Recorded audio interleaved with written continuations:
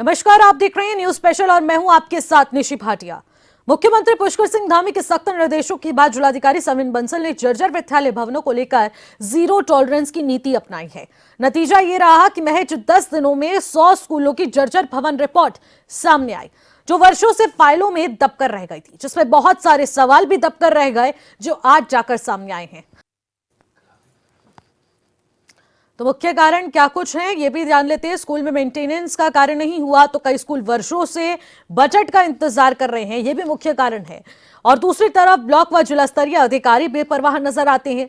एक प्रमुख कारण ये भी है कि स्कूल की मांग पर अब पूरी तरह से गौर नहीं किया जाता, जिससे कि वो इस हालातों में पाए जाते हैं। हादसे के वक्त तब जाकर अफसर चेतते हैं और कुछ दिनों की हरकत होती है, फिर ठंडे पस्ते में कार्य को डाल दिया जाता है। आपदाओं के दौरान डर के साए में बच्चे पढ़ते हैं, पढ़ने को मजबूर रहते हैं। बजट न होने का हर बार बहाना बनाया जाता है, ये वो कारण है। अब जर्जर स्कूलों पर एक नजर और डालते हैं। 2785 स्कूल ऐसे हैं जो कि चिन्हित हुए हैं। 1437 स्कूल प्राइमरी हैं।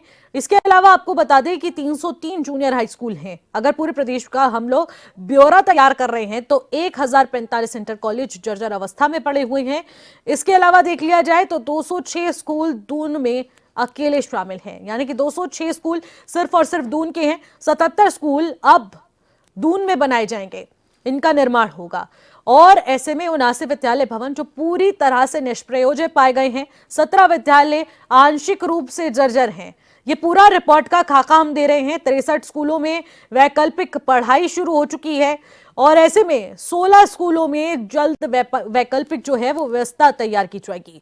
इसके अलावा 1 करोड़ रुपए ध्वस्तीकरण के लिए स्वीकृत कर दिए गए हैं। इसके अलावा 7 दिनों में आंगन रिपोर्ट तैयार करने के भी निर्देश दे दिए गए हैं। तो ऐसे बहुत सारी समस्याएं, बहुत सारे सवाल हैं जो कि उन फाइलों में दबकर रह गए, जो कि अब जाकर पूरी तरह से खोदकर बाहर निकाली गई है। लेकिन इसके बाद प्रशासन अपनी पीठ थपथपा रहा है कि अब जाकर व्यवस्था सुधरने वाली है। लेकिन इससे पहले शिक्षा का स्तर इतना ज्यादा न्यूनतम क्यों था और आखिरकार इस तरीके की शिक्षा क्यों देखने को और बच्चों को पढ़ने को मिल रही थी? आज इसी पर हम लोग चर्चा करेंगे। हमारे साथ तमाम मेहमान भी हैं, सीधे आपका परिचय करवा देते हैं। हमारे साथ बीजेपी से राजेश्वर पैनोली भारतीय जनता पार्टी के प्रवक्ता हैं, आशीष सैनी कांग्रेस पार्टी के वरिष्ठ नेता हैं, वो भी हमारे साथ वर्चुअली जुड़ चुके हैं। आप दोनों मेहमानों का मैं स्वागत करूंगी। और राजेश्वर जी, चर्चा की शुरुआत आपसे करना चाहूंगी। देहरादून में स्कूलों पर बुलडोजर चलेगा, सीएम की सख्ती का है, डीएम का या फिर अटेंटिव पना? उनकी सख्ती से उन फाइलों में से उस रिपोर्ट को खदोड़ कर बाहर निकाला गया है, जिसमें यह साफ दिखता है कि शिक्षा का स्तर देहरादून में किस तरीके का था। निश्चित, आपकी बात बिल्कुल ठीक है और मैं भारतीय जनता पार्टी के प्रवक्ता और कांग्रेस के प्रवक्ता की बात भी सुन रहा था। और ये निश्चित रूप से मैं नहीं कह सकता कि जो स्थिति रही, जो दर स्कूल में पढ़ना, ये पढ़ाना बच्चों के साथ कहीं उनकी जिंदगी के साथ खिलवाड़ टाइप है। दो चीजों के लिए हम अलग अलग बात करें कि एक तो बिल्डिंग्स की बात कर रहे हैं और एक है हम बात करते हैं कि शिक्षा व्यवस्था। देखिए, शिक्षा व्यवस्था अलग चीज है। शिक्षा व्यवस्था का पार्ट ऑफ द इंफ्रास्ट्रक्चर हम जो हमारा जो मानना है कि बिल्डिंगों की बात हो रही है, आप अधिक से अधिक ये कर सकते, देर आए दुरुस्त आए।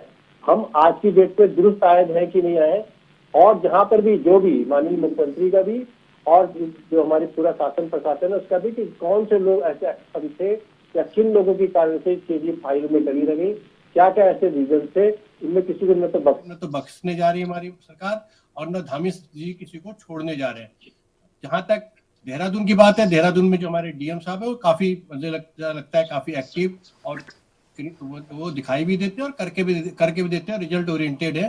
तो उनके रिजल्ट पहले आगे, मुझे लगता है कि बाकी जो जिले हैं उनसे भी जल्दी रिपोर्ट भी आएगी और उन पर कार्रवाई भी होगी और उनके लिए फंड की व्यवस्था, जितनी भी व्यवस्था की जरूरत पड़ेगी स्कूलों को ठीक करने के लिए। और जब तक वैकल्पिक व्यवस्था किसी भी जर्जर स्कूल में होगी जिसके भवन में क्षतिग्रस्त है या इस ढंग के क्षतिग्रस्त है जिससे कोई जान माल की हानि हो, बच्चों की या शिक्षक के ऊपर कोई हो सकती है, उनमें कहीं ना कहीं उनकी व्यवस्था की जाएगी। और जब तक व्यवस्था नहीं है, उनको कहीं ना कहीं अल्टरनेटिवली उनको कोई ना कोई और माध्यम से कुछ और तरीके से करा जाएगा, ऐसी व्यवस्था। और इसके लिए ठीक है, सरकार प्रयत्नशील भी है और निश्चित रूप से नीयत भी बड़ी क्लियर है। आप सिर्फ एक ही चीज पे नहीं कह सकते कि कि हमारी नीयत नहीं क्लियर है, हमारी नीयत भी क्लियर है, हमारा ये भी नहीं कह सकते। लेकिन राजेश्वर हम जी, act upon हैरानगी नहीं की कर बात तो ये है ना, हैरानगी की बात तो ये निकलकर सामने आती है कि अभी तक शिक्षा मंत्री के तमाम बयानों को अगर सुन लिया जाए, राज्य सरकार के बयानों को सुन लिया जाए, तो उसमें यही साफ देखने को मिलता है कि शिक्षा का स्तर बिल्कुल उच्च स्तरीय है। यहाँ पर सभी जर्जर पड़े स्कूलों का कायाकल्प हो चुका है, जीर्णोद्धार हो चुका है, और ऐसी शिक्षा मिल रही है जिससे कि बच्चे हायर से हायर एजुकेशन उत्तराखंड में प्राप्त कर पा रहे हैं, और ऐसे स्कूल्स गवर्नमेंट तैयार कर चुकी है। लेकिन जब ये रिपोर्ट निकलकर सामने आती है तो ये सारी हकीकत धरी की धरी रहती नजर आती है। अब इसको लेकर क्या कहेंगे? और आप बोल रहे हैं देर आए दुरुस्त आए। देखिए आप देहरादून की भी बात भी कर लीजिए, तो देहरादून में 104 स्कूलों की बात है, उसमें से लगभग कुछ नहीं तो करीब आपके 70% पे तो ऑलरेडी एक्शन अपॉन करा जा चुका है। तो आप ये नहीं कह सकते कि आप हम ही कह सकते, ये तो आप कह सकते हो कि 30% पे नहीं किया है, लेकिन आप ये नहीं कह सकते कि सबकी व्यवस्था खराब है या उनके साथ वैकल्पिक सरकार एक्ट अपॉन कर रही है। और जो धामी साहब का उसमें एक्ट अपॉन हुआ है वो एड ऑन हुआ है, ठीक है। अब उसको खुद भी वो मॉनिटर करने जा रहे हैं कि ढंग की कोई चीज हाँ। आगे बची नहीं और जल्दी से जल्दी उसकी व्यवस्था हो। जो चीजें डिलेड हो रही है उनको डिले को कट डाउन किया जाए और इमीडिएटली उनको जो शिक्षा की जो इंफ्रास्ट्रक्चर की व्यवस्था है वो अच्छी से अच्छी इंफ्रास्ट्रक्चर की बात हो। ठीक है, शिक्षा की व्यवस्था अच्छी। ठीक है। लेकिन आशीष जी, आपसे भी ये सवाल लेना चाहूंगी। देखिए, राजेश्वर जी ने अभी कहा देर आए पर दुरुस्त आए, कर तो रहे हैं काम। चाहे अब जाकर रिपोर्ट में ये तमाम आंकड़े सामने आए कि किस तरीके से दून के तमाम स्कूलों के हालात जर्जर अवस्था में पड़े हैं, लेकिन देर आए दुरुस्त आए, सिस्टम सुधरेगा।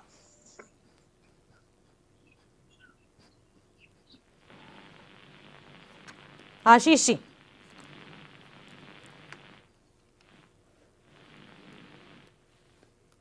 आशीष जी, क्या आपको मेरी आवाज मिल पा रही है? ठीक है, तो आशीष जी से एक और बार संपर्क साधने की कोशिश करेंगे। शायद टेक्निकल इश्यू के चलते कुछ फॉल्ट है। लेकिन राजेश्वर जी, देखिए, एक बड़ा सवाल ये भी उठता है कि बार बार आपकी ओर से कहा जा रहा है कि सुधार किया जा रहा है और इस ओर कार्य किया जा रहा है। मुख्यमंत्री धामी पूरा क्रेडिट लेते नजर आ रहे हैं। हालांकि जीरो टॉलरेंस की नीति पर लगातार कार्य हो रहे हैं, लेकिन जीरो टॉलरेंस की नीति को डीएम सविन बंसल के द्वारा अपनाया गया और उसके बाद जाकर ये फाइलें खुली हैं। आखिरकार उससे पहले सरकार इन जर्जर भवनों के सुधारीकरण, सौंदर्यकरण और जीर्णोद्धार के लिए कभी चेती क्यों नहीं? देखिए, आप कभी चेती की बात कर ही नहीं सकते। आप रिपोर्ट में भी पढ़ लीजिए, रिपोर्ट में ऑलरेडी जो 70% जो आप खुद ही 79 स्कूल की बात हो रही है, 79 में से ऑलरेडी 63 में वैकल्पिक व्यवस्था तक कर दी गई है, फंड भी एक्स्ट्रा रिलीज भी कर दिया गया। तो आप ये नहीं कह सकते कि सरकार अभी तक चेती नहीं थी, सरकार कर नहीं रही थी। आप उसको स्पीड अप कर रहे हैं। आप स्पीड अप को, अगर हम कभी भी कोई चीज स्पीड अप करना चाहे, जल्दी से जल्दी करना चाहे और अच्छा बनाना चाहे, तो आप उसको हमारी नाकाबिलियत माने, तो मुझे लगता है वो सरकार के प्रति अन्याय है। और वो स्टेटमेंट भी एक तरीके से न्यायपूर्ण स्टेटमेंट होगा कि हम कहें कि हम 70% को तो नहीं मानते, जब तक हम 99.99% नहीं करोगे तब तक हम चीजों को नहीं मानते। ये नहीं कह सकते। चीजें सरकार के संज्ञान में भी आ गई हैं और चीजें सरकार के संज्ञान में आने का जिस ढंग से उस पर एक्ट अपॉन किया जाता है, उसको कैसे फास्ट करा जा सकता है, कैसे अच्छी चीजें की जा सकती है, कैसे आगे कोई भी चीजों को कट डाउन किया जा सकता है, उस पर बातें हो रही हैं। ठीक है राजेश्वर जी। आशीष जी, क्या आपको मेरी आवाज मिल पा रही है? अगर आशीष जी को मेरी आवाज आ रही है तो मैं आशीष जी से सवाल लूं। आशीष जी, क्या आप मुझे सुन पा रहे हैं?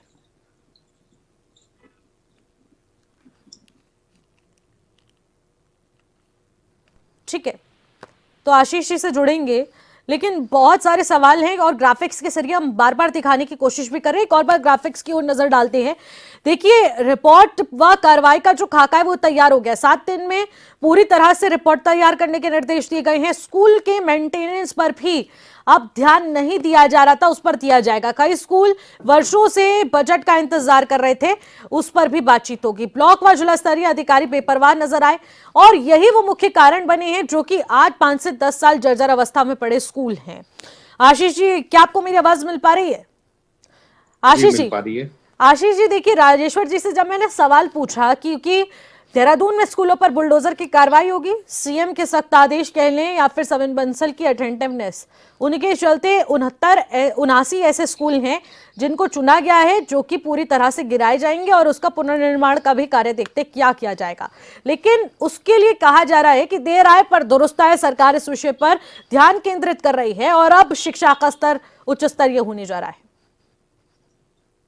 देखिए, ये बात मैं मान सकता था कि सरकार ने जो डीएम सबीन बंसल ने जो स्कूलों की जर्जर हालत पर रिपोर्ट और उसमें तुरंत निर्माण के लिए और स्कूल बच्चों की शिक्षा के लिए कि वो चलते रहे, उसमें कोई समस्या ना हो, तो उसके समाधान निकालने का प्रयास किया। मैं ये मान लेता कि ये मुख्यमंत्री और सरकार की गंभीरता है।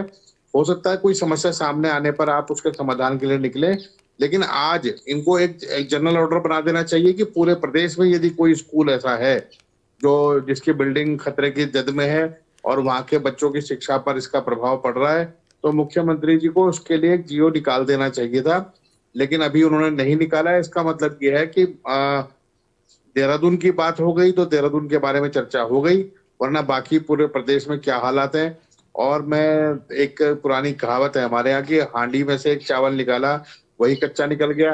यदि देहरादून जैसे जगह की हालत है तो सुदूर जो 12 जिले बचते हैं उनकी क्या हालत होगी, तो उसका अनुमान लगाया जा सकता है। मेरा तो केवल इनसे एक निवेदन है कि ये लोग तत्काल जितने भी हमारे प्राइमरी स्कूल या इस तरह के अनेक स्कूल हैं, यदि उनके भवन जर्जर हैं या बैठने लायक नहीं है, फर्नीचर की कमी है, तो उसको तत्काल ही एक विशेष अभियान चलाकर विशेष बजट जारी करके उनको ठीक करने की आवश्यकता है।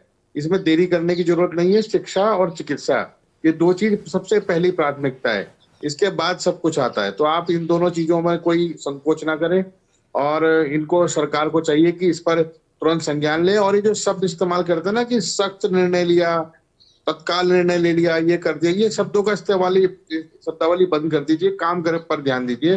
अंतिम वर्ष चल रहा है सरकार के कार्यकाल का, इन्हें पूरी मेहनत से जो बचे कुचे काम है, हालांकि पिछले 4 साल तो इन्होंने केवल उन चीजों में निकाल दिए, धार्मिक ध्रुवीकरण में उसका प्रयास करने में ही, लेकिन अब शिक्षा और स्वास्थ्य पर ध्यान दे दे। हमारा यही निवेदन इनसे रहेगा।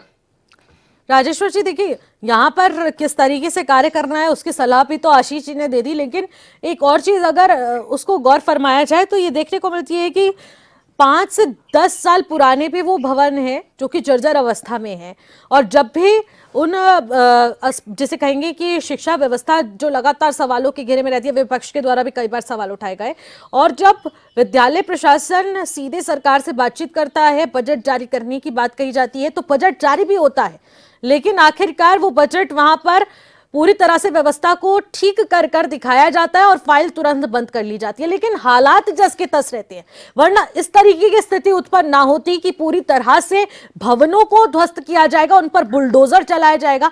क्या इस तरीके की नौबत आना कितने बड़े प्रशासनिक फेलियर की ओर दिखाता है हमारे को, आप बताइए जरा मुझे। इसीलिए देखिए, भवनों को ध्वस्त करना, एक हर भवन की एक एज होती है। जैसे हर आदमी की एज होती है, हर जीवित व्यक्ति की एज होती है, ऐसे हर जो है एसेट की भी एज होती है। बियॉन्ड दिस एज ध्वस्तीकरण करना ज्यादा आसान काम होता है और ज्यादा सुरक्षित काम होता है। और ज्यादा मुझे जो जितना हमने पढ़ा लिखा और जितना हमने समझा है कि ध्वस्तीकरण के अलावा फिर उसके बाद कोई ज्यादा उपाय नहीं होता कि आप उसको रिपेयर मेंटेनेंस में डालते रहें और एक नया खर्चा भी बढ़ाते रहे और साथ साथ एक नई इश्यूज भी जनरेट करते रहे। तो मुझे लगता है कि जहां पर उन्होंने ध्वस्तीकरण का निर्णय लिया होगा, उन नॉन रिपेयरेबल कंडीशंस में आ जाती हैं और एक एज के बाद आनी है। हर चीज की एज है, जैसे पुल भी होता है, पुल बनता है, ब्रिज बनता है, सबकी एक एज निर्धारित होती है। उस एज के बाद उनको मेंटेनेंस में कितना खर्चा होता है, सब चीजों का एक होता है, वैज्ञानिक आकलन होता है, आकलन के बाद उसको देखा जाता है। तो प्रदेश में ऐसे कितने भवन है, इसका आकलन निकाला गया है? मैं उसमें क्वेश्चन नहीं करना के काबिल समझता अपने आप को कि ध्वस्तीकरण का निर्णय ठीक है कि रिपेयर मेंटेनेंस का। जहां उन्होंने मुझे लगता है कि जहां उन्होंने ध्वस्तीकरण का, लेकिन राजेश्वर जी देखिए, यहाँ पर तो विपक्ष भी पूरी तरह से सही साबित होता है। शिक्षा व्यवस्था पर भी लगातार जो सवाल उठाए गए वो किस हद तक गलत साबित होते हैं, क्योंकि उन्होंने पहले भी कहा कि जर्जर अवस्था में भवन पड़े हैं, शिक्षा का अगर स्तर बढ़ाना है तो इंफ्रास्ट्रक्चर का भी डेवलपमेंट होना चाहिए, उसकी मरम्मत होनी चाहिए। लेकिन सरकार ने इस ओर ध्यान देने में इतनी देरी क्यों कर दी?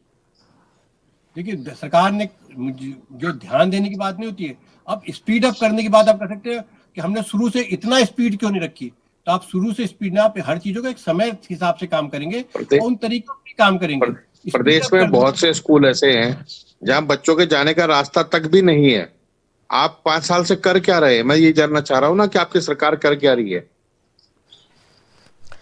और राजेश्वर जी, अगर देखिए यहाँ पर सरकार की ओर से एक बयान भी आता है कि बच्चों की सुरक्षा सबसे बड़ी प्राथमिकता, लेकिन इससे पहले अगर इन भवनों की स्थिति देख ली जाए तो छतें टपक रही हैं, भूकंप के दौरान किस तरीके से यहां से मलबा गिरने लग जाता है, सीलिंग पूरी तरह से नीचे आ रही है, सरिये झांक रहे हैं ऊपर से, पानी टपकता रहता है। इस शिक्षा के स्तर में बच्चे पढ़ने को मजबूर रहते हैं क्योंकि उन्हें अपनी शिक्षा ग्रहण करनी है। आखिरकार वो कौन सी घड़ी कहेंगे, वो कौन सी दशा कहेंगे जिसमें बच्चे पढ़ने को मजबूर हो रहे हैं और आखिरकार सरकार सिर्फ बजट जारी करती है लेकिन वो बजट यहाँ पर लग नहीं पाता। आखिरकार प्रशासनिक अमला जो ये हरकत करता है, जो ये प्रशासनिक बजट जारी होता है, वो सही जगह क्यों इस्तेमाल नहीं होता? ये जिम्मेदारी कैसे तय होगी? देखिए, ये जिम्मेदारी तय करने के लिए धामी सरकार ने धामी जी ने खुद भी बीड़ा उठाया और हर डीएमओ को भी निर्देशित किया गया है कि आइडेंटिफाई करो। नहीं, अभी कोई निर्देशित नहीं किया गया, ये तो आप बता रहे हैं। कोई निर्देशन नहीं है और इस संबंध में अनेक प्रधानाचार्यों से मेरी बात हुई है जो प्राइमरी स्कूलों के हैं। वो कह रहे हैं कि कई वर्षों से हम चिट्ठियां लिख रहे हैं लेकिन प्रशासन के पास बजट नहीं है के अलावा कोई और जवाब वहां से आता नहीं है। राजेश्वर जी, हाँ। एक बड़ा महत्वपूर्ण विषय है। आज मुख्यमंत्री जी से बात कीजिए इस बारे में और उनसे कहिए कि एक जैसे सबीन बंसल जी ने स्कूलों की सूची बनाई जिनमें भवन खतरे में है, तो ऐसे आप भी पूरे प्रदेश की सूची बनाइए। पूरे प्रदेश के अंदर एक भी भवन अगर बचता है तो वो बड़ा गंभीर मामला माना जाना चाहिए और उनकी रिपोर्ट मंगवाकर तत्काल वहां पर नई बिल्डिंगें बनाई जाए। राजेश्वर जी, ये तो इसका साफ परिचय देता है ना कि अगर प्रशासनिक इच्छा शक्ति हो तो 10 दिनों के भीतर भी तस्वीरों को बदला जा सकता है और वो ये अभी देखने को मिला। आपकी बात बिल्कुल बात सही कहती हो। इच्छा शक्ति नहीं, और एक इच्छा शक्ति की एक हर, देखिए मैन टू मैन भी इच्छा शक्ति कई बार डिफर करती है, man to man act upon करने की तरीका भी डिफर करता है। लेकिन आप जहां तक इच्छा शक्ति की बात करें, सरकार की पूरी इच्छा शक्ति है, धामी सरकार की पूरी इच्छा शक्ति है और हर डीएम को निर्देशित किया गया, ऐसा नहीं, शिक्षा विभाग को भी निर्देशित किया गया है, उनके जो अफसर हैं उनको रिलेवेंट उनको भी निर्देशित किया गया है, पीडब्ल्यूडी के अफसर को भी निर्देशित किया गया है कि वो जाकर के जांच करके बताएं। और अभी पीडब्ल्यूडी को, एक मिनट, पीडब्ल्यूडी को क्या निर्देश दिए आपने? नहीं, एक मिनट राजेश्वर जी, जरा एक प्रश्न का उत्तर दे दीजिए। आपने पीडब्ल्यूडी को क्या निर्देश दिए? आपकी बात में हम सर प्लीज निवेदन है, मतलब आप ऐसा ना हल्की बात मत कीजिए। पीडब्ल्यूडी को क्या निर्देश दिया आपने इतने विभागों को? आपको केवल एक विभाग को निर्देश देना है, शिक्षा विभाग को, कि आपके यदि भवन जर्जर है तो आप अपनी रिपोर्ट दे दीजिए। आप मुझे लगता है कि अभी जो सरकार, देखिए अब कांग्रेस की तरफ से आप जितने, देखिए आशीष जी, राजेश्वर जी, देखिए बार बार मैं इस बात का जिक्र करती हूँ, अगर प्रशासनिक इच्छा शक्ति हो तो 10 दिन के भीतर जैसे तस्वीर बदली गई तो ऐसे प्रदेश की शिक्षा स्तर की भी तस्वीरें बदली जा सकती हैं। बच्चों को अच्छी शिक्षा प्राप्त हो सकती है, अच्छा इंफ्रास्ट्रक्चर प्राप्त हो सकता है, लेकिन सरकार ध्यान दे तब ना। और ये अब जिस तरीके से सबीन बंसल जो कि जिलाधिकारी है, उनकी तत्परता के जरिए इस तरीके से तस्वीरें बदल रही हैं, आगे जाकर क्या कुछ शिक्षा का स्तर बढ़ेगा वो देखने वाला विषय रहेगा। बहुत बहुत शुक्रिया आप दोनों का हमारे साथ जुड़ने के लिए, इस चर्चा में शामिल होने के लिए। तो अब 63 स्कूलों में वैकल्पिक पढ़ाई शुरू होगी तो 16 स्कूलों में अब वैकल्पिक व्यवस्था भी तैयार कर दी गई है। पूरी तरह से 79 स्कूलों को दून में चिन्हित किया गया है जिनको ध्वस्त किया जाएगा, लेकिन इसके बाद शिक्षा का स्तर किस तरीके से बदलेगा और उसके बाद पूरे प्रदेश में क्या इस मुहिम को छेड़ा जाएगा, जिलाधिकारी क्या लगातार ऐसे स्कूलों का चिन्हीकरण करेंगे जिनके जरिए बच्चों की पढ़ाई और उस व्यवस्था को सुधार यहां पर मिलता नजर आएगा। फिलहाल मुझे दीजिएगा इजाजत, नमस्कार।